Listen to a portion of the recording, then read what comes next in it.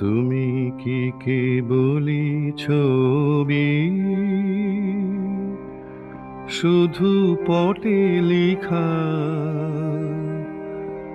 ওই যে সুদূর নিহারিকা, যারা করে আছে ভিড় আকাশের নীল। নমস্কার। আজকে বিজয়দাকে নিয়ে যে আমাকে কিছু বলতে হবে এটা আমি কখনো ভাবিনি। তার স্মরণ সভায় উপস্থিত হতে হবে কখনো চিন্তা করি। যেদিন এই খবরটা শুনলাম 46-47 বছরের একটা সম্পর্কের অজস্র কথা ভিড় করে ঝাঁপিয়ে পড়লাম আমার ভিতরে। আসরের কথা মনে পড়ছিলাম। আসরের সূত্র দিয়েই বিজয়দার সঙ্গে আমার পরিচয়। একটা লোভ ছিল সঙ্গে, রঙ্গতীর্থের মতো একটা নাট্যগোষ্ঠীতে যদি একটা নাটক করা যায়, সেটারও সুযোগ পেয়েছিলাম বিজয়দার হাত ধরে। আমার নাট্যগুরু বিজয়দায় কথা বলতে আমার কোনো আফসোস নেই। এই আসর যখন গড়ে ওঠে, আসরের অ্যাফিলিয়েশনে লেখা রয়েছে 82 সাল। একটু আগে সুমঙ্গলদার সঙ্গে কথা হচ্ছিল, সম্ভবত আরও 1.5 বছর আগে আসরের জয়যাত্রা শুরু হয়েছিল আর কি। কিন্তু বিজয়দাকে তখন আমরা আসরের যে কন্ডিশনগুলো ছিল, সংঘমিত্র অর্থাৎ সেক্রেটারি পোস্টটা কারা কে হতে পারবে, সেখানে 25 বছর বয়স্ক ছেলে লাগবে এবং যার রাজনীতির সঙ্গে কোনো যোগ নেই, এরকম একটা কিছু আর কি, কিছু ক্রাইটেরিয়া ছিল যেগুলো চাওয়া হয়েছিল। তো তার মধ্যে কোনোটাই আমাদের ভিতরে সেরকমভাবে ছিল না। আমরা রাজনীতির সঙ্গে যুক্ত ছিলাম না সেভাবে, কিন্তু বয়সে হচ্ছিল না। তখন সেক্রেটারি হিসেবে বিজয়দাকে আমরা আহ্বান করি এবং বিজয়দা আসে। আর সেই যে আসেন, তারপর থেকে এই মাইকটা একচেটিয়া বলতে গেলে বিজয়দা হাতেই ছিল। সেটা শুধু আসরেই বা বলি কেন, সর্বত্র। রঙ্গতীর্থে আমি দীর্ঘদিন ছিলাম, তার সঙ্গে সঙ্গে ছায়ার মতন আরও বিভিন্ন বৃহৎ ক্ষেত্রে, লেখালেখির ক্ষেত্রেও কাজ করেছি, নাটকের ইয়েতে। এবং আমার সৌভাগ্য যে আমি বছর 2 আগেও বিজয়দার পরিচালনায় চরণ দাস চোর করেছি, তারই লেখা নাটক করেছি। সেটা একটা মজার বিষয়। তা ওদের মৃত্যু নেই এই নাটকটা আমরা প্রথম আসরে করেছিলাম বিজয়দার লেখা। ওদের মৃত্যু নেই আমি প্রদ্যোৎ কিংবা কানাই একটা রোল করেছিলাম। তো বিজয়দা আমাকে আসলে এই বছর 3 আগে 50 বছর পূর্তি উপলক্ষে ক্লাবে বললেন, আমি তুমি এটা করো। এখন বিজয়দা কি বলছেন, ওটা একটা 22-23 বছরের ছেলে ছিল, আর এখন আমার বয়স 62-63। আপনি আমাকে ওই জায়গায় কী করে বলছে, তুমি 20 বছরে দিব্যি মানিয়ে যাও। যাই হোক, এই কথা বলে আমাকে ঠাট্টাও করলেন অনেক কিছু। তো একটা সম্পর্ক গড়ে উঠেছিল। কত রাত কোথায় কোথায় ফাংশন করতে গেছি, ফিরেছি, কোথায় কোথায় গেছি তার ঠিক নেই। আসরে ফিস্ট হয়েছে, সেখানে বিজয়দাকে নিয়ে মজার।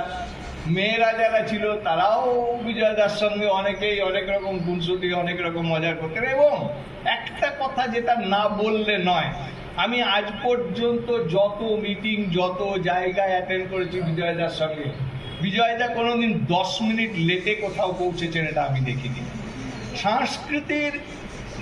সংস্কৃতি জগতের কন্ডাক্ট এবং পথ চলা জানতেন যে কিভাবে কাজ করতে হয়। আরও বৃহত্তর ক্ষেত্রে পরিচয় তো আরও অনেক বেশি ছিল, সেসব আমি খুব ততটা জানি না। আমি সাহিত্যের মধ্যে তাকে চিনতাম যেটুকু, এবং তারপরে যেটা দেখেছি আমি, আমার চেয়ে পরবর্তী জেনারেশন এবং ছেলে তুলে আনা, সংস্কৃতি জগতের ছেলেকে বেছে বেছে তুলে আনা। আমাকেও তুলে নিয়ে এসেছিলেন আজ থেকে 46 বছর আগে, এখনও তিনি তুলে যেতেন বিভিন্ন জায়গায়। ঠিক চোখ ছিল তার জহুরি, কোন ছেলেটি, কোন মেয়েটি, কাকে দিয়ে কোন সংস্কৃতির কাজ হবে, কি ধরনের কাজে লাগবে, সেই জায়গাটায় নিয়ে যাওয়া, নিয়ে প্লেস করা ছিল তার। আসরের অনেক কথা মনে পড়ে, সবটাই হয়তো এখনই মনে করতে পারছি না। ওই যে বললাম, স্মৃতির ভিড়ে কেমন গোলমাল পাকিয়ে যায়। তো একটা কথা, এই মানুষটার সঙ্গে মিশে এই মানুষটার সঙ্গে থেকে আমি ধন্য হয়েছি। তবে একটা কথাও বলবো আর কি, মনান্তর যে কখনো ঘটেনি এ কথা বলবো না, আজকে দাঁড়িয়ে মিথ্যে কথা বলবো না, ঘটেছে, কিন্তু তা কখনো খারাপ পর্যায়ে আমার সঙ্গে ওর যায় না। একটা কথা বলবো, যখনই সংস্কৃতির ক্ষেত্র এসেছে, যখনই নাটকের ক্ষেত্র এসেছে, তিনি সব ভুলে যেতেন, সমস্ত ভুলে যেতেন। যে আমার সঙ্গে একসময় কথাও বন্ধ ছিল তার 7 বছর, সেটা তিনি সম্পূর্ণ ভুলে গিয়ে আমি দেশ নাটক করি, এবং তিনি তার নির্দেশনা এবং আমার জায়গাগুলো জানতেন, কোন জায়গায় আমার দুর্বলতা, কোন জায়গায় আমার শক্তিটা, সেই জায়গায় ঠিক বেঁচে সেই রোলটাকে দেওয়া। কোনো দিন কখনো এই ব্যাপারে কোনো রকম আন্ডারস্ট্যান্ডিং, ভিতরে কোনো কি বলবো, কোনো নিয়ে তিনি বাঁচতেন না। ঠিক নাটকের জন্য তার সর্বান্তকরণে তিনি নিবেদিত ছিলেন। তো আজ আর বলার মতন আমার বিশেষ কিছু নেই। এই ছবিটা দেখছি, পোস্টেও অনেকগুলো ছবি দেখলাম, আর আবার মনে পড়ছে সেই রবীন্দ্রনাথের লাইনটা, তুমি কি কেবলই ছবি শুধু পটে লেখা।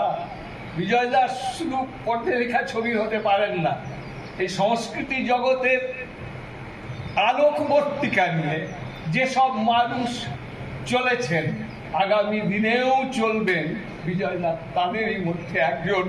আমি যেন পরবর্তী জীবনেও যেন এরকম মানুষেরই সঙ্গ পায়, এই কামনা করে আমি আমার বক্তব্য শেষ করছি। জানাই আসলে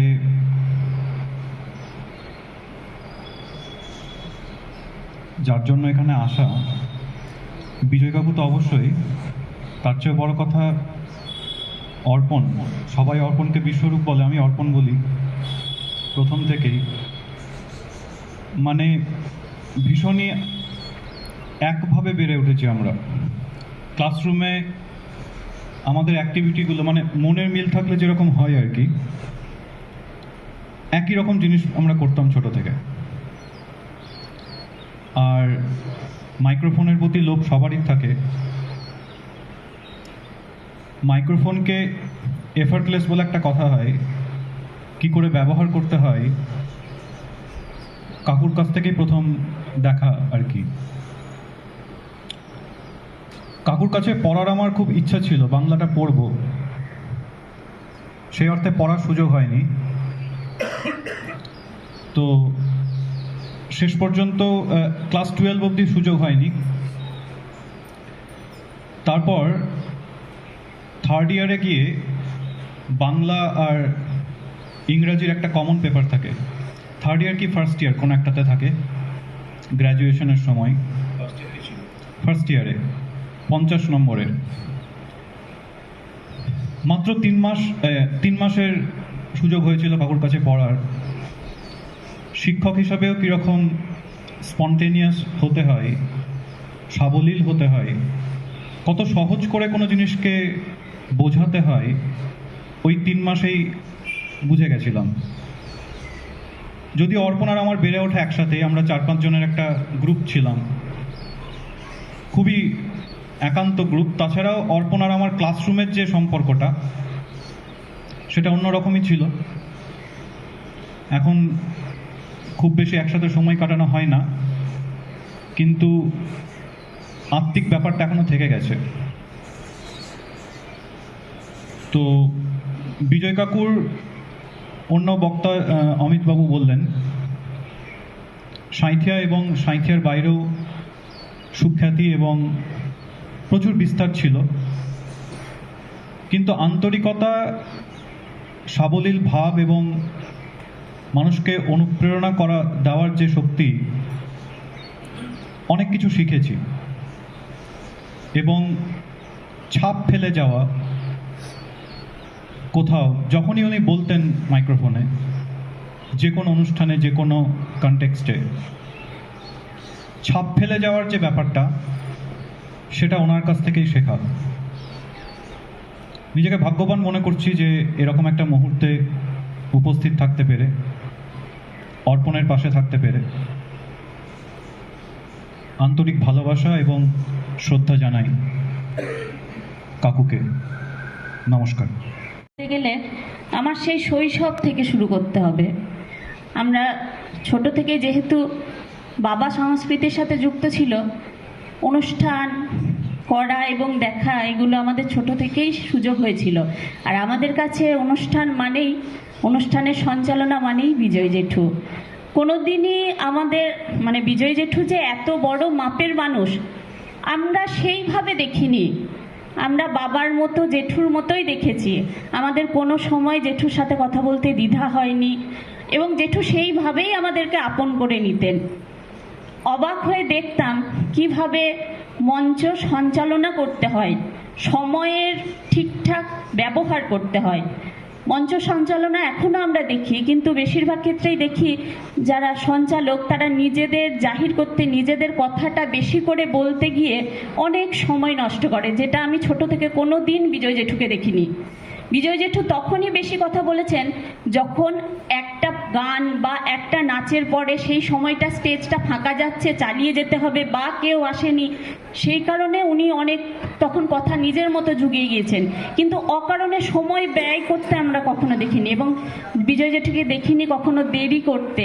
বিজয় জেঠুকে দেখিনি মানে আমাকে সম্মান করলো না, আমাকে কদর করলো না এই ভাবটা দেখাতে। আমরা একটা ফোন করে ডেকেছি, জেঠু বাবার স্মরণ সভা বাড়িতে করব। বিজয় জেঠু মঞ্চ সঞ্চালনা করে বড় বড় জায়গায়, সেখানে আমরা বলেছি বাবার স্মরণ সভা করব, হ্যাঁ আমি চলে যাব। এবং জেঠুর ঠিক সময়ে এসে একদম ঘরোয়া অনুষ্ঠান সেখানে জেঠু সঞ্চালনা করেছেন। আজকে আমি যে মাইক ধরে কথা বলছি এবং ভাস্কর জেঠু যেটা বললেন যে এবছর বিজয় জেঠু আসরে বসন্ত উৎসবে ছিলেন না, কিন্তু ছিলেন, হয়তো সেই সময় আমার সাথে ছিলেন বলেই ভাস্কর জেঠুর বিজয় জেঠুর কথা মনে হয়েছে এবং প্রোগ্রামের শেষে বিজয় জেঠুর কথা হয়েছে। যেদিনকে শহীদ বেদিতে বিজয় জেঠুকে আনা হয়, ওখানে যিনি শুয়েছিলেন আমার মনে হয়নি ওটা বিজয় জেঠু। আমার কাছে বিজয় জেঠু সারা জীবন মাইক ধরে প্রাণবন্ত হাসি মুখে সেই টুপি পরেই থাকবেন। এনাদের মৃত্যু হয় না, এনারা সব সময় আমাদের কাছে তাদের কথার মাধ্যমে তারা যা দিয়ে গিয়েছে, যা শিখিয়ে গেছে আমাদেরকে, সে তার মাধ্যমেই থাকবে। আর বিজয় জেঠুর কাছে আমি একটাই প্রার্থনা করব, জেঠু যেভাবে হাতে ধরিয়ে যেটুকু শিখিয়েছেন আমি যেন সেটুকু নিয়ে এগিয়ে যেতে পারি। আপনি আশীর্বাদ করবেন। সাঁইথিয়ার আরও প্রচুর বা বীরভূমের আরও অনেকের মতো আমাকেও এই মঞ্চের প্রতি যে টান, যে ভালোবাসা এবং যাকে দেখে মঞ্চে আসা, মঞ্চ পরিচালনার ক্ষেত্রে, নাটকের ক্ষেত্রে, সব দিক দিয়ে আবৃত্তি, তো পুরো জায়গাটাতে যিনি একমাত্র যার নাম সেটা শ্রদ্ধেয় বিজয় কুমার দাস মহাশয়। কলেজে থাকাকালীন আমরা প্রচুর সময় একসাথে কাটিয়েছি, প্রচুর স্মৃতি। কলেজে আপনারা জানেন যে বিভিন্ন সাংস্কৃতিক অনুষ্ঠান এবং অ্যানুয়াল সোশ্যাল ফাংশন যেটা হয়, সেক্ষেত্রে প্রত্যেক বছর আমাদেরকে কলকাতায় যেতে হতো বিভিন্ন সেলিব্রিটি আর্টিস্টদের সাথে কথা বলা এবং কন্ট্যাক্ট করার জন্য। তো সেই প্রত্যেকটা ক্ষেত্রেই আমাদের সঙ্গ দিতেন উনি। তো কলকাতা গেছি, বিভিন্ন ক্ষেত্রে ফিরে এসেছি। তো প্রত্যেকটা জগতেই একটু আগে আমার শ্রদ্ধেয় স্যার ভাস্করবাবুও বলছিলেন যে সাঁইথিয়াতে এই যে অগুন্তি বিভিন্ন এরকম সাংস্কৃতিক দল বা গোষ্ঠী তৈরি হয়েছে, সেটার মনে হয় পথ দেখিয়েছেন উনি। আজকে ওনার চলে যাওয়া মানে সাঁইথিয়া তথা বীরভূমের সাঁইথিয়া সংস্কৃতির জগতে একটা বিরাট শূন্যতার সৃষ্টি হয়েছে। আগামী দিনে এই জায়গা কেউ কতটা রাখতে পারবে বা এরকম মানুষ আর আসবে কি না, এটা কোশ্চেনই। আর একটা কথা বলি, একটা অন্যরকম স্মৃতি আমার জীবনে, এটা আমি প্রত্যক্ষ করেছিলাম। আমি তখন চ্যানেল 8-এ কাজ করি কলকাতাতে। তো আপনারা অনেকেই জানেন যে নন্দনে উত্তম কুমার রেট্রোস্পেক্টিভ একটা প্রোগ্রাম হয়, অর্থাৎ 7 দিন ধরে উত্তম কুমার অভিনীত বিভিন্ন সিনেমা সেখানে দেখানো হয়। তো সেই অনুষ্ঠানের উদ্বোধনী যে অনুষ্ঠান সূচি ছিল তাতে আমাদের যাওয়ার সুযোগ হয়েছিল। তা সেখানে অনুষ্ঠানের উদ্বোধনী অনুষ্ঠানে যিনি মঞ্চে ছিলেন তিনি সতীনাথ বাবু, যিনি বিজয় কাকুর অত্যন্ত ঘনিষ্ঠ। তো সতীনাথ বাবু যে উদ্বোধনী অনুষ্ঠান শুরু করছেন, আমিও বসে আছি, তো হঠাৎ করে তিনি প্রথম মাইক ধরে যে কথাটি বললেন সেটাতে আমার গর্ব হলো, একটু গা কাটা দিয়ে উঠল যে উত্তমবাবু যেদিন মারা যান সেদিনকে বীরভূম থেকে আমার এক বন্ধু একটা কবিতা আমাকে লিখে পাঠিয়েছিল। সেই কবিতাটাই আজকে অত্যন্ত প্রাসঙ্গিক, সেটা দিয়েই আমরা এই অনুষ্ঠান শুরু করছি। এই কথাটা নন্দনের মতন মঞ্চে বলছেন সতীনাথ বাবু, এবং সেই কবিতাটি যিনি লিখে পাঠিয়েছিলেন তিনি শ্রদ্ধেয় বিজয় কুমার দাস মহাশয়। সেই কবিতাটা মনে হয় অর্পণের কাছে থাকবে বা বিজয় কাকুর কাছে থাকবে। আমি চাইবো এগুলো যদি অর্পণ একটু পরবর্তীকালে আমরা পাই আর কি। আমি এটা অনেক ইউটিউবে খুঁজলাম, পাইনি। খুব ভালো কবিতা, আমি ওই একবারই শুনেছিলাম ওখানে। তারপরে আমি ওখান থেকে বেরিয়েই কাকুকে ফোনে কথা বলি যে কাকু এই ব্যাপারে এই অনুষ্ঠানে এসেছিলাম, এটা শুনলাম তোমার লেখা কবিতা সতীনাথ বাবুর মুখে। তো এই আর কি, এটা একটা অন্য রকমের স্মৃতি। আর ওনার আত্মার শান্তি কামনা করি, উনি বেঁচে থাকবেন আমাদের মধ্যে। আমাদের প্রত্যেকেই যারা কিছু না কিছু ভাবে ওনার কাছ থেকে শিখেছি, আমি প্রত্যেকের কাছে বলবো তার যে অসমাপ্ত কাজ সংস্কৃতির জগতে, সেটাকে যেন আমরা সবাই মিলে এগিয়ে নিয়ে যেতে পারি। জয় ঠাকুর। যে নাটকের সঙ্গে যে বিজয়দা আমার সম্পর্ক তা নয়, বিজয়দা ছিলেন আমাদের ঘরোয়া সম্পর্ক। আমার বাড়ি যেতেন, দোকানে যেতেন, আমাকে ভীষণ ভালোবাসতেন। সব সময় কোনো নাটক হলে এবার নাটক দেখতে যেও, রবীন্দ্রভবনে নাটক হচ্ছে, নাটক দেখতে যেও। না গেলে উনি রাগ করতেন। আমরা নাটক দেখতে যেতাম, ওনার নাটক, এবং বিজয়দাকে বলতাম নাটক, বিজয়দা নাটক খুব সুন্দর হয়েছে, তোমরা এগিয়ে চলো, তোমরাও করো। আমরা বিজয়দার বাড়িতে অনেকবার গেছি, রিহার্সাল করেছি, আমরা কাবলিওয়ালা নাটক করেছি। এবং আমার জায়ের মেয়ে অর্পিতা, ডাকনাম বৃষ্টি, ও কাবলিওয়ালা অনুষ্ঠান করেছে এবং ওকে ভীষণ ভালোবাসতো। আমিও শাস্তি নাটক করেছি, রক্ত নাটক করেছি, এবং কাবলিওয়ালা নাটক করেছি, এবং আরও ভীষণ অনেক নাটক করেছি। এবং আমাকে বলতো এইভাবে এগিয়ে চলো, তোমার নাটক ভালো হচ্ছে। আমরা বিজয়দার সময় দিতে পারছি না, না সময় বের করতে হবে। শেষে কাবলিওয়ালা নাটক করার জন্য আমার বাড়িতে অনেকবার রিহার্সাল দিয়েছে, রিক্সাওয়ালা নাটক করার জন্য রিহার্সাল দিয়েছে। আমি বিজয়দাকে ফোন করতাম, বিজয়দা হ্যাঁ আমি সাঁইথিয়া যাব, আমার সাঁইথিয়া যাওয়ার জন্য ভীষণ মন ছটফট করছে। এবং আমাকে বলছে যে তুমি ওই কাবলিওয়ালা নাটকটা জেরক্স করে আমাকে পাঠাও, আমার কাছে নাই, আমি ওটা একটু দেখব, দেখে আমি আবার রবীন্দ্র ভবনে নালে ওই নোটনের ওখানে করব। কিন্তু তুমি কিন্তু নাটকটা কিন্তু ছেড়ো না, ওটা কিন্তু চালিয়ে যাও, তুমি কাবলিওয়ালাটা করো, দেখো নাটকটা ভালো হবে। এবং নাটকের জন্য আমি যাচ্ছি, আমি সাঁইথিয়া যাব। উনি সাঁইথিয়া এলেন, কিন্তু উনি ডেড বডি হয়ে এলেন। আমি স্বপ্নেও ভাবতে পারি নাই যে বিজয়দা এইভাবে আমাদের সাথে চলে যাবে, কিন্তু আমার ভিতরে আছে। কিন্তু উনি তো চলে গেলেন, বাস্তবে তো উনি আর নেই, ওনাকে খুঁজলে কোথাও পাবো না। অর্পণের সঙ্গে আমার অনেক দিনের পরিচয়, অর্পণ আমার ছেলের বন্ধু। অর্পণকে দেখলেও আমার খুব কষ্ট লাগে, আর বৌদি ভীষণ ভালোবাসতো, গেলে খুব কথা বলতো, বসো বসো বসো এসো। সেই বিজয়দা আজ আমাদের মধ্যে হারিয়ে গেল, কিন্তু আর কি করবো, কিছু তো করার নেই। বিজয়দাকে শেষ পর্যন্ত শ্রদ্ধাঞ্জলি দিতে হচ্ছে, ওনার স্মরণ সবাই আসতে হচ্ছে। এই কল্পনার বাইরে এভাবে আর মনকে মেনে নিতে পারছি না, আমি আর কিছু বলতে পারছি না। সাঁইথিয়ার জন্যে অনেকটা নতুন, যদিবা আমি জয়দাস আমার জেঠু হন, আমার সব পড়াশোনা সব বাইরে থেকেই হয়েছে। আমার নিজস্ব কর্পোরেট ফার্ম আছে। কোভিডের সময় আমি সাঁইথিয়া আসি, তারপরে এই আমি এখানে একটা নিজের চেম্বার করেছি। সেই চেম্বারের পেছনেও একটা রিজন আমার জেঠু ছিল।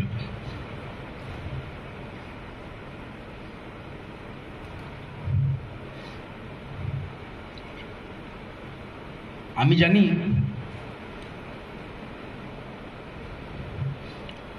জেঠু যখন কোনো থিয়েটার বা কোনো জায়গা থেকে আসতেন, তো ওই খাবারের প্যাকেটগুলো হতো। তখন জেঠুর 2021 প্রথমবার শরীরটা খারাপ হয়েছে, তারপরে কথাটা বলছি।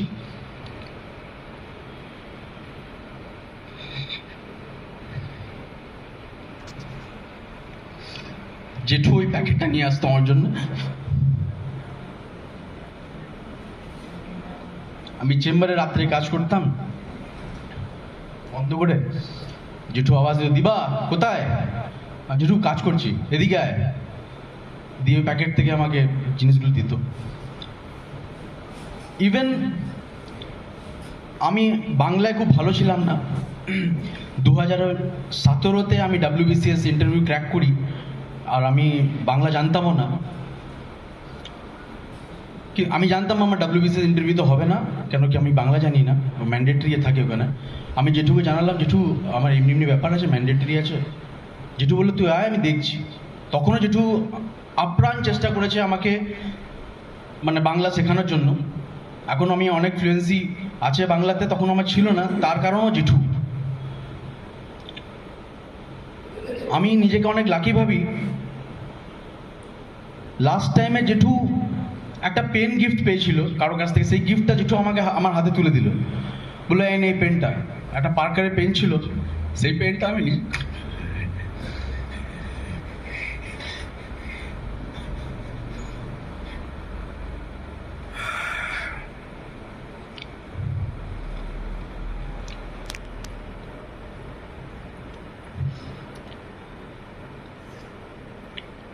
আমি যখন কোর্টে আর্গুমেন্ট করি তখন আমি অনেক কনফিডেন্ট থাকি, আমার কোনো এমনি ভয় লাগে না। কিন্তু এখন যখন আমি করছি না, আমার মাথা কাজ করছে না, আমার হাত ব্যথা, মানে হাত ভাইব্রেশন করছে, পায়ে ঝিনঝিন করছে।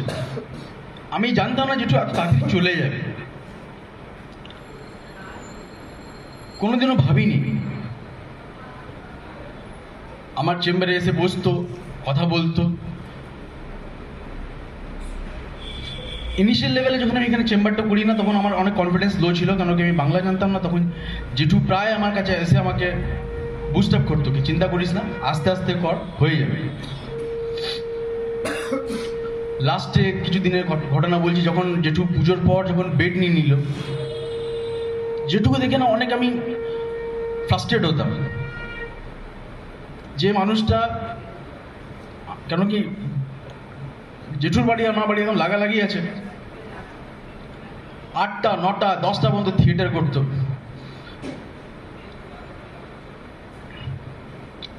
আর এখন ওই আওয়াজটা আর পাবো না আমি। লাস্টের সময় আমি আপনাকে বলছি, যখন জেঠুকে কলকাতা নিয়ে যাওয়া হলো, জেঠুর বেডের পাশে, ইভেন বর্ধমানে যখন উনি ছিলেন দাদার বাড়িতে, বেডের পাশে আপনি বিশ্বাস করবেন না, কলম, নিউজ পেপার, বই, এই সব কিছু ছিল। ওই মানুষটা লাস্ট অব্দি ডায়েরি লিখেছে, আর দাদাকে বলে গেছে কি পড়বি ডায়েরিটা, আমি লিখেছি কিছু। অনেক সময় লাস্ট টাইমে দাদা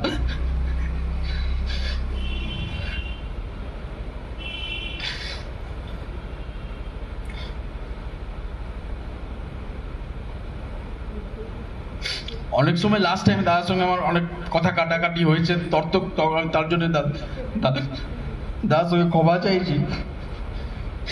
আমি যদি বা জেঠু ছেলে নয়, কিন্তু আমাকে ছেলের মতনই ভালোবাসত।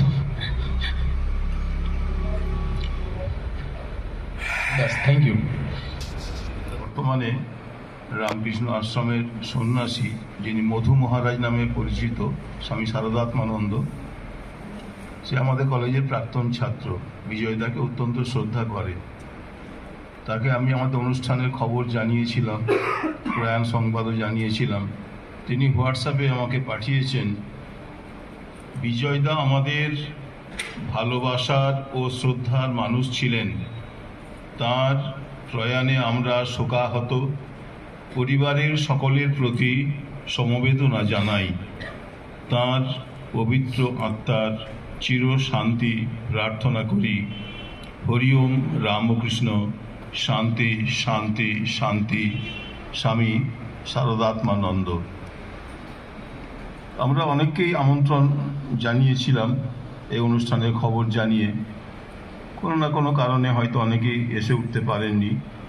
এবং তার ভিতরে আমাদের আরেকজন সহকর্মী অধ্যাপক হাফিজুর রহমান, তাকেও আমি জানিয়েছিলাম আসার জন্যে, বা হয়তো ভেবেছিলাম আসতে পারবে না, কারণ সেও কিন্তু অসুস্থ। আর তার উপর এখন রোজা চলছে হাফিজুরের, কিন্তু সে লিখেছে যে টাইমটা তো অড হয়ে যাচ্ছে রোজার সময়, তাই খুব ইচ্ছা থাকলেও আমি যেতে পারলাম না ভাই, তবে আন্তরিক শ্রদ্ধা ছিল, আছে, থাকবে। বিজয়দার খুব কাছের মানুষ ছিল হাফিজুর, সমস্ত কাগজপত্রের কাজ রেডি করে দিয়েছিল, তো সে তার শ্রদ্ধার কথা জানিয়েছে। আরও অনেককেই জানিয়েছিলাম, কিন্তু তারা উপস্থিত হননি বা কোনো রেসপন্স করার প্রচেষ্টাও নেননি। এটা একটা আমাদের পরিতাপের বিষয়।